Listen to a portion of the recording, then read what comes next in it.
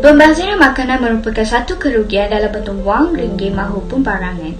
Terdapat pelbagai jenis pembaziran yang sering berlaku dalam kehidupan seharian kita seperti makanan, wang dan juga masa.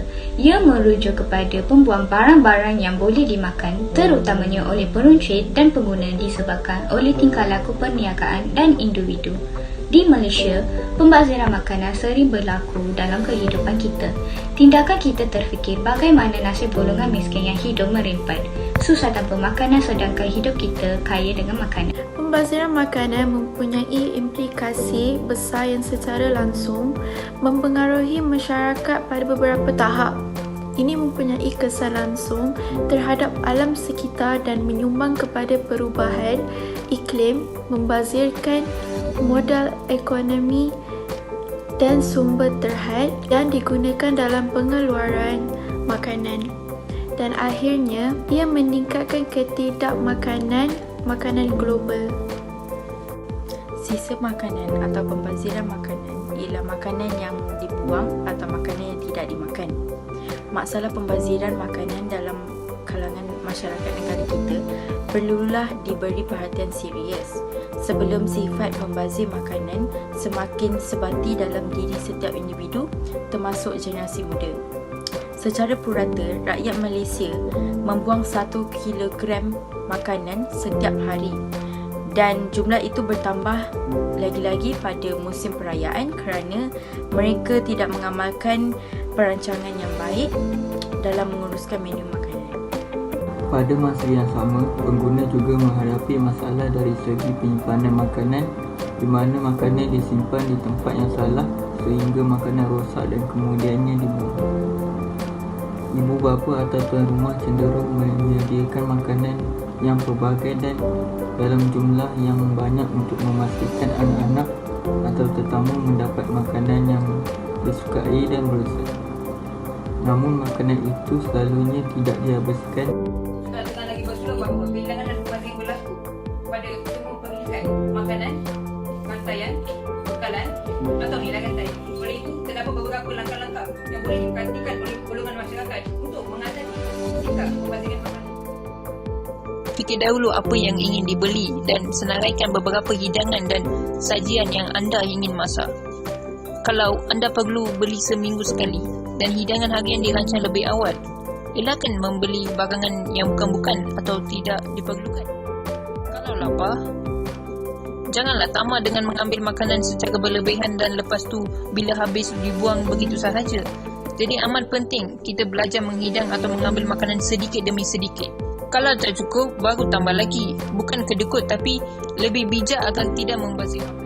Kalau makanan tak habis, boleh dikita semula tapi perlu disimpan dalam peti sejuk atau dengan cara yang betul. Kesedaran mengenai pembaziran makanan ini adalah penting kerana masih terdapat ramai individu atau kanak-kanak yang tidak mendapat makanan yang betul.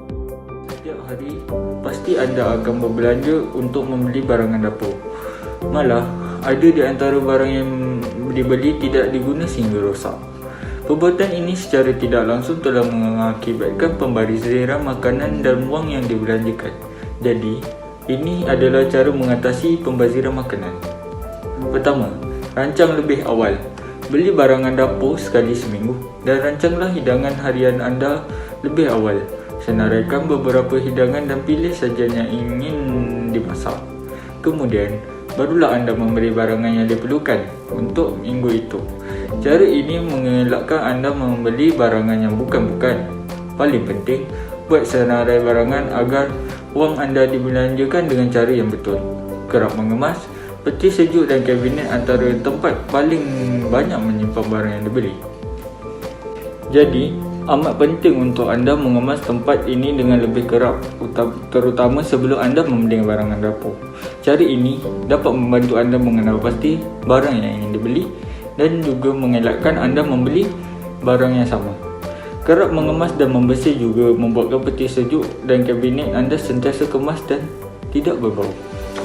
Lebihan makanan. Ramai yang tidak suka makan lebihan makanan. Tetapi tahukah anda, makanan ini masih selamat untuk dinikmati dan rasanya juga enak jika disimpan dengan cara yang betul. Jadi, sewaktu menyimpan, pastikan makanan disimpan di dalam bekas bersinar dan ditulis tarikh makanan itu.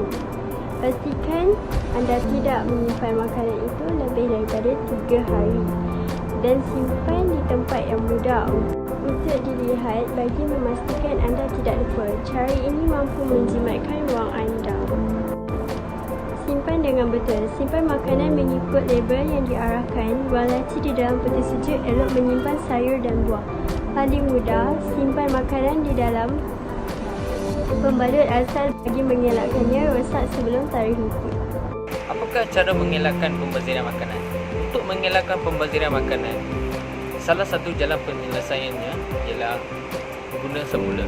Jika sayur atau buah yang anda simpan nampak tidak segar, jangan terus dibuang kerana kedua-duanya masih elok untuk dimakan.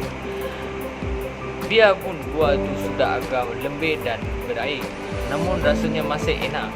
Sayur boleh dijadikan sup dan dibekukan, manakala buah enak dijadikan smoothie dan sos. Buah dan sayur yang dibuang kulit secara dibekukan dan digunakan sebagai bahan membuat stok. Seterusnya, cara mengelakkan pembaziran makanan secara kompos. Membuat baja kompos sendiri adalah salah satu cara bagi mengelakkan pembaziran. Buah dan sayur yang belum diproses, daun, teh, roti serta kertas berkesik antara bahan yang boleh dijadikan baja. Selepas ini anda tidak perlu mengeluarkan duit untuk membeli baja tanaman. Kita perlu mengingatkan diri untuk mengelakkan pembaziran makanan sebab itu satu tanggungjawab masyarakat.